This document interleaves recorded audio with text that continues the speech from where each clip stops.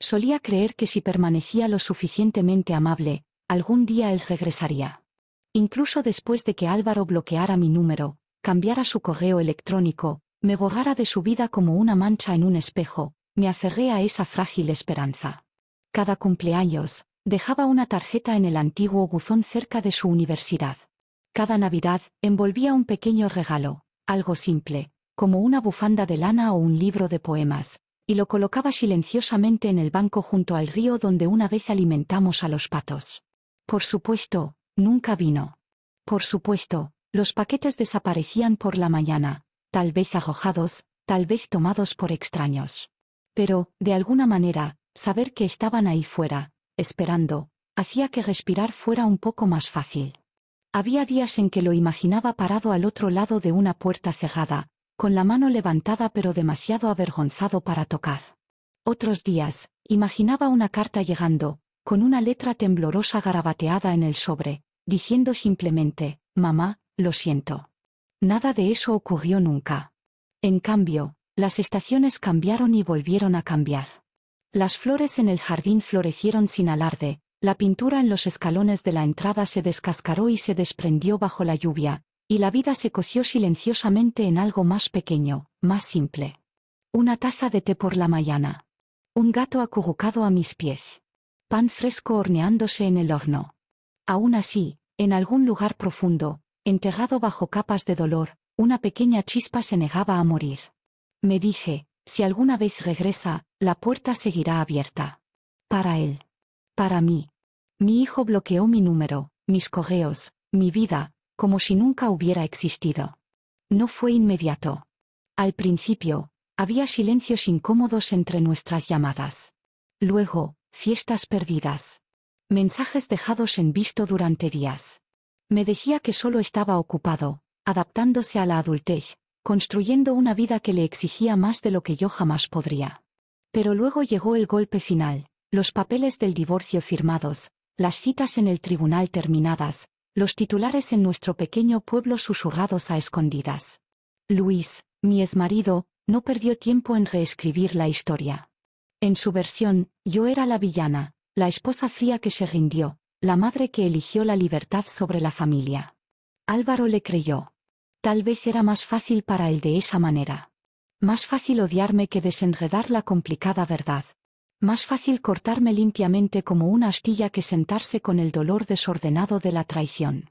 Una mañana, tras semanas de conversaciones unilaterales con su buzón de voz, abrí mi portátil y vi cómo se rompía el último hilo. Esta cuenta ya no está disponible.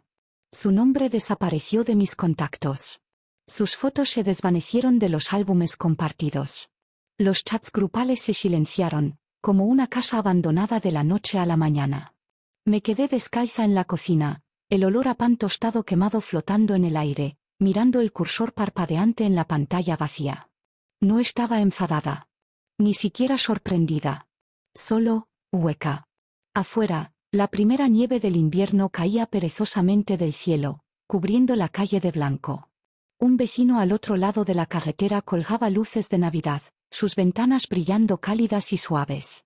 Me quedé detrás del cristal, al lado equivocado de una vida que alguna vez conocí. Álvaro se había ido. No de la manera en que los hijos crecen y se mudan. No, me había arrancado de su vida como una página arrancada de un libro, arrojada a un viento que no se preocupaba por dónde aterrizaba. Apoyé mi frente contra el frío cristal de la ventana, respirando lenta, superficialmente, hasta que el dolor se asentó lo bastante profundo dentro de mí como para ocultarse. Y aún así, de alguna manera, susurré al cuarto vacío. Tal vez algún día recuerde. El primer año después de que Álvaro se fuera, aún horneaba su pastel de chocolate favorito en su cumpleaños. Colocaba una sola vela en el centro, la encendía y susurraba un deseo en la llama parpadeante, «Vuelve a casa». Luego la apagaba sola, el humo subiendo hacia el techo como una oración perdiéndose en las vigas. El segundo año, dejé un paquete en su antiguo porche, una bufanda tejida a mano, azul marino, el color que siempre decía que le daba suerte. Metí una nota dentro, por si los inviernos se vuelven demasiado fríos. Desapareció a la mañana siguiente, pero nunca supe si fue Álvaro quien lo tomó o el viento. Para el tercer año, La tradición se endureció en un ritual.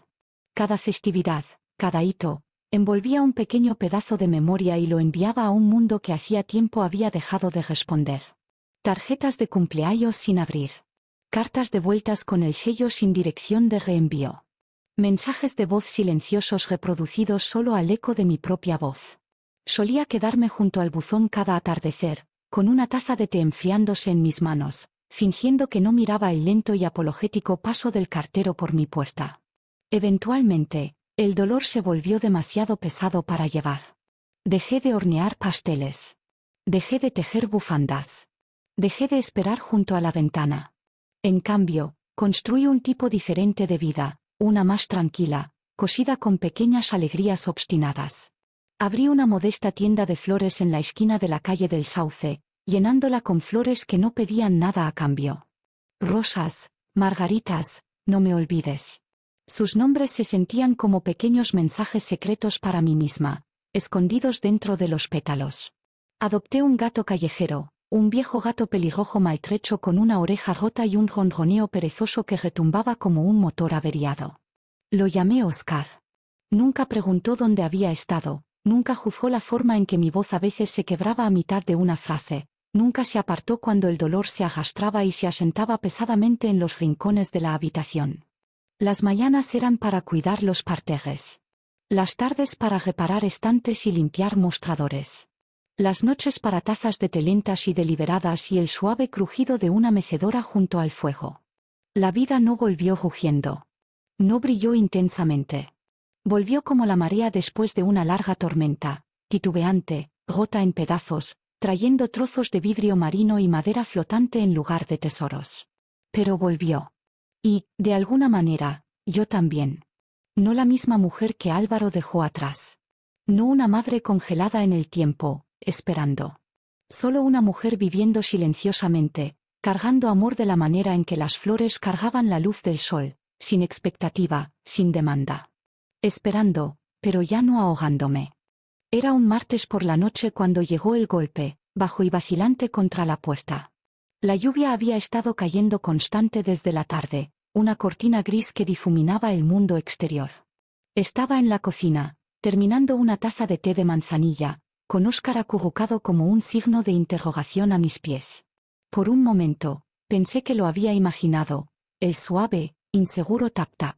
Pero luego volvió a sonar. Me sequé las manos en una toalla y me dirigí lentamente hacia la puerta principal. A través de la mirilla, vi una figura encorvada contra la tormenta, una sudadera fina pegada a un cuerpo demasiado delgado, zapatillas empapadas, hombros temblando no solo por el frío. Mi corazón dio un vuelco doloroso, y antes de que mi mente pudiera reaccionar, mi mano ya estaba girando el pomo. La puerta se abrió, dejando entrar una ráfaga de aire húmedo y tembloroso, y a Álvaro. Por un segundo, ninguno de los dos habló. El agua goteaba de su cabello, su rostro pálido y hundido, los ojos recorriendo por encima de mi hombro como si no estuviera seguro de si se le permitiría entrar. Me quedé congelada, el sabor del té de repente metálico en mi lengua. No traía flores. No llevaba una disculpa. Solo una mochila maltrecha colgada de un hombro y una mirada desesperada y reservada que era demasiado familiar. «Hola», murmuró, con la voz ronca. Yo, no sabía a dónde más ir. Mil cosas acudieron a mis labios, ira, preguntas, el impulso suave y salvaje de atraerlo a mis brazos y no soltarlo nunca. Pero las tragué todas, sintiéndolas quemar la parte posterior de mi garganta. En cambio, me hice a un lado, en silencio, y él pasó gozándome hacia el calor de la casa. Álvaro dejó la bolsa junto a la puerta y se quedó torpemente, goteando sobre la alfombra de bienvenida. Sus manos permanecieron metidas profundamente en los bolsillos, los hombros encorvados hacia adentro como un niño atrapado robando. «No me quedaré mucho», dijo rápidamente, como si leyera mis pensamientos. Solo hasta que resuelva algunas cosas». Asentí una vez, medida y cuidadosa, encerrando cada emoción temblorosa detrás de mis costillas. «Hay una habitación libre arriba», dije en voz baja. «Toallas en el armario». Dio un asentimiento brusco, sin mirarme a los ojos, y recogió su bolsa. Mientras subía las escaleras, me quedé junto a la puerta, el frío filtrándose a mi alrededor. Ajusté mi Rebeca alrededor de mi cuerpo y miré hacia la lluvia, la oscuridad abierta más allá de la luz del porche. Había regresado. Pero no por mí. No por el perdón. No por amor. Solo por refugio de una tormenta que no había creado, y de la que ya no podía protegerlo. A la mañana siguiente, lo encontré en la cocina, sentado rígidamente en la mesa, una taza de café agrietada acunada entre sus manos. Sus ojos estaban enrojecidos, los huecos debajo de ellos profundizándose cada vez que parpadeaba. Nos movíamos con cuidado el uno alrededor del otro, como extraños intentando no rozar hombros en un pasillo abarrotado. Puse un plato de huevos revueltos frente a él sin decir una palabra. Murmuró un gracias ronco pero no los tocó. Esperé hasta que terminó de mirar su taza, hasta que el silencio se volvió lo suficientemente pesado como para sentirse como un segundo techo presionando sobre nosotros. Entonces me senté frente a él y coloqué 2 sobres sobre la mesa. Los miró, confundido. Uno estaba amarillento y desgastado, los bordes suavizados por haber sido guardado y vuelto a guardar en mi cómoda durante años. El otro era nuevo, fresco, la tinta apenas seca. Los empujé más cerca de él. El primero, dije en voz baja, es el testamento que escribí después del divorcio. Todo, esta casa, mi tienda, los pocos ahorros que logré, estaba destinado a ser tuyo. Tragó con fuerza, sus dedos moviéndose hacia él, luego deteniéndose a medio camino. Y toqué el segundo sobre, es el nuevo. Me miró, cauteloso, esperando la trampa. Sostuve su mirada firme, mi voz tranquila pero inamovible. Si quieres un hogar, está abierto. Si quieres mi corazón, nunca estuvo cerrado. Pero si quieres mi cartera, ahí está la puerta. El rostro de Álvaro se sonrojó, una mezcla de vergüenza y enojo cruzando por él. Por mucho tiempo, no se movió. Sus manos permanecieron planas sobre la mesa, con los nudillos blancos. La lluvia afuera había parado, pero en la quietud entre nosotros, se sentía como si algo más pesado estuviera cayendo, algo invisible, viejo y amargo. No me inmuté. No expliqué. Lo había amado demasiado tiempo, demasiado silenciosamente, para negociar con ello ahora. La elección era suya. Y por primera vez, tal vez, entendió que el amor verdadero, no era algo que pudiera reclamar solo cuando fuera conveniente. Tenía que elegirlo. O alejarse de él para siempre. El reloj hacía tic-tac en la pared, cada segundo estirándose más que el anterior. Álvaro permanecía congelado en la mesa de la cocina, sus ojos moviéndose entre los 2 sobres como si pudieran explotar si los tocaba. Sus hombros estaban encorvados, sus manos apretadas en puños tan fuertemente que sus nudillos parecían casi translúcidos. No dije nada. No quedaba nada por decir. Una elección exigía silencio, no persuasión. Afuera, las nubes se estaban deshaciendo en finas hebras, el sol de la tarde inclinándose sobre las tablas del suelo, motas de polvo flotando en la quietud. Óscar, sintiendo la tensión, se escabulló de la habitación, con la cola baja al suelo. Álvaro se movió en su silla. 1 vez. 2 veces. Su pie golpeaba nerviosamente contra la pata de la mesa, un ritmo inquieto e involuntario. Capté el destello de algo cruzando su rostro, primero enojo, luego miedo, luego algo más crudo, más pequeño. Dolor. Por un largo respiro, pensé que podría huir. Pensé que oiría el raspado de la silla contra el azulejo, el portazo, la hueca finalidad de los pasos desvaneciéndose por el camino. Pero no se movió. Lentamente, con cuidado, Álvaro empujó ambos sobres lejos de sí, los dorsos de sus dedos rozándolos como si quemaran. Se puso de pie, la silla crujiendo bajo la repentina liberación de peso, y por un momento, permaneció rígido, de espaldas a mí. Luego se giró. No con prisas. No enojado. Solo, inseguro. Dio un paso adelante, luego otro, hasta que estuvo al otro lado de la encimera de la cocina donde yo me apoyaba, con los brazos cruzados ligeramente contra mi pecho. Álvaro abrió la boca, la cerró, luego la abrió de nuevo. Y entonces, en una voz tan suave que casi no cruzó el espacio entre nosotros, dijo: «Mamá». La palabra me golpeó más fuerte que cualquier disculpa gritada jamás podría. Parpadeé una vez, estabilizándome, sintiendo que algo dentro de mí temblaba, no por dolor esta vez, sino por las primeras notas dolorosas y tentativas de la esperanza. No alcanzó el dinero. No alcanzó la puerta. Alcanzó algo mucho más frágil, e infinitamente más difícil. Asentí, lentamente, dándole lo único que necesitaba, permiso para empezar de nuevo. Sin ceremonia, sin discursos, rodeé la encimera y lo atraje a mis brazos. Al principio, se quedó rígido, inseguro. Luego, poco a poco, su cuerpo se hundió en el mío, el peso de 10 años de silencio desmoronándose entre nosotros. Afuera, un solo pájaro cantó, perforando la quietud con su canción brillante y obstinada. Y por primera vez en una década, me permití creer. Tal vez algunas cosas rotas aún podrían encontrar su camino a casa. Esa noche, después de lavar los platos y apagar las lámparas, Álvaro se sentó en el sofá, hojeando sin rumbo un viejo álbum de fotos que había sacado del estante. Dijo poco. Yo dije aún menos. No hubo grandes declaraciones entre nosotros, ninguna prisa desesperada por compensar los años perdidos. Solo pequeños gestos tentativos, una mano descansando ligeramente en el respaldo de una silla, un buenas noches silencioso antes de retirarse arriba. Y eso fue suficiente.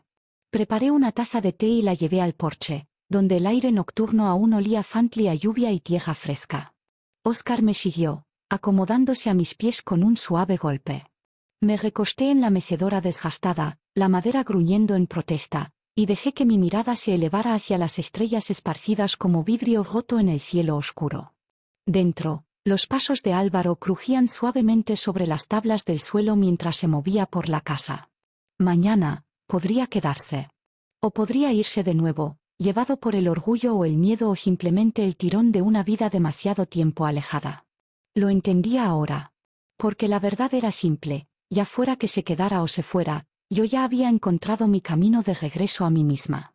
La mujer que una vez lloró frente a un buzón vacío, que dejó regalos para un fantasma que nunca llegó, que contuvo la respiración esperando un golpe que no llegaba, esa mujer se había cosido de nuevo, silenciosamente, pacientemente, hasta que las costuras ya no se veían. Tomé un sorbo de mi té, sintiendo su calor filtrarse en mis manos. La puerta detrás de mí crujió al abrirse, y escuché el suave arrastre de pies descalzos. Álvaro no dijo nada. Simplemente se sentó en los escalones del porche, lo suficientemente cerca para que nuestros hombros casi se tocaran. Observamos las estrellas en silencio, dos personas ya no varadas en lados opuestos del arrepentimiento, sino simplemente compartiendo el mismo cielo. Al final, el amor no se trataba de los años perdidos. No se trataba de disculpas ni promesas. Se trataba de la decisión obstinada y tácita de quedarse, de construir algo, pieza por pieza imperfecta, a partir de los fragmentos rotos que quedaban. Y esta vez, no estaba esperando que él me encontrara. Ya me había encontrado a mí misma. Los días que siguieron se movieron lentamente, como miel deslizándose de una cuchara.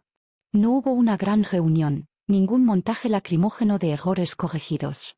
Solo el asentamiento silencioso de dos personas aprendiendo, cuidadosamente, torpemente, cómo encajar sus vidas de nuevo una junto a la otra. Álvaro encontró un trabajo a tiempo parcial en la librería a 2 calles de distancia, apilando estantes y cobrando a los clientes con una sonrisa tímida e insegura. Algunas noches regresaba a casa oliendo ligeramente a polvo y papel viejo, una pequeña bolsa de plástico balanceándose de su muñeca, un pan, un cartón de leche, un tarro de mermelada. Nada grande. Pero suficiente. Aprendí a darle espacio, a encontrarlo en los lugares donde estaba dispuesto a llegar. A veces se sentaba en la mesa de la cocina, dibujando sin pensar en papel de desecho, y yo silenciosamente le servía una taza de té sin preguntar si quería una. A veces me seguía al jardín, agachándose torpemente junto a los parterres, arrancando malezas con una mueca. Nunca hablamos de los años perdidos. No hacía falta. El perdón no fue ruidoso. No fue declarado. Solo vivía, suave y persistente, en los actos cotidianos de quedarse. La tienda de flores, también, tomó un brillo diferente. Los clientes iban y venían, su charla llenando el pequeño espacio, las campanas sobre la puerta tintineando como pequeñas ráfagas de risa. Álvaro pasaba a veces después del trabajo, apoyándose en el mostrador, escuchando con silenciosa diversión mientras la señora Belén de la panadería regateaba por el precio de los tulipanes. La vida no era perfecta. No era como alguna vez soñé que sería. Pero era real. Era presente. Y, de alguna manera, eso era más que suficiente. Una tarde, mientras limpiaba los alféizares de las ventanas, encontré un pequeño jarrón de cerámica escondido en el estante superior, una pieza que había olvidado hace mucho, con forma de pequeño pozo con delicadas grietas azules tejiéndose en su superficie. Lo lavé cuidadosamente, secándolo con un paño suave, y lo coloqué en el alféizar de la ventana sobre el fregadero de la cocina. En él, dispuse un puñado de asters azules, sus pétalos ligeros y obstinados contra el frío del otoño tardío. Se inclinaban hacia el cristal, atrapando el ángulo del sol de la tarde. Y pensé, viniera quien viniera o no, recordara o olvidara, estas flores aún florecerían. Abrirían sus rostros a la luz, no porque se les prometiera algo, sino porque eso era simplemente lo que estaban destinadas a hacer. En ese pequeño momento ordinario, me di cuenta de que ya no estaba esperando. No para que Álvaro se quedara. No para que el pasado se reescribiera. La vida que había construido, las mañanas tranquilas, las risas escondidas entre estantes de flores, el calor de un gato desparramado en mi regazo, ya era suficiente. Sonreí, sintiendo el sol derramarse sobre mis manos, y volví al trabajo sencillo del día, la casa zumbando suavemente a mi alrededor. En algún lugar detrás de mí, escuché a Álvaro reír. Y los asters azules en la ventana se balanceaban suavemente, danzando en la luz. Solía pensar que el amor era algo que se ganaba. Algo que demostrabas dando y dando hasta que no quedaba nada que ofrecer más que el hueco dolor de ti misma. Pero ahora, sentada junto a la ventana con una taza de té cálido enfriándose en mis manos, viendo a Álvaro y a Óscar jugar alegremente en el porche, sé algo mejor. El amor ofrecido libremente es un regalo. No es un trato hecho con miedo. No es una transacción cargada de expectativa. No es un libro de cuentas de sacrificios esperando ser pagados. El amor, el tipo que perdura, no puede ser exigido. Solo puede ser dado, y solo por elección. Los años que pasé persiguiendo aceptación, ofreciendo pedazos de mí misma como monedas en un pozo sin fondo, me enseñaron esto. Si alguien debe ser convencido para quedarse, nunca fue realmente tuyo para empezar. Y así, ya no mido mi valor por quien permanece o quien se va. Me he reconstruido lentamente, puntada por puntada silenciosa. Y no le debo a nadie los pedazos de mí misma que luché tanto por reclamar. Afuera, los asters se balancean suavemente en la brisa de la ventana, sus pétalos abiertos de par en par al sol, sin pedir nada, dando todo. Justo como el amor siempre quiso ser.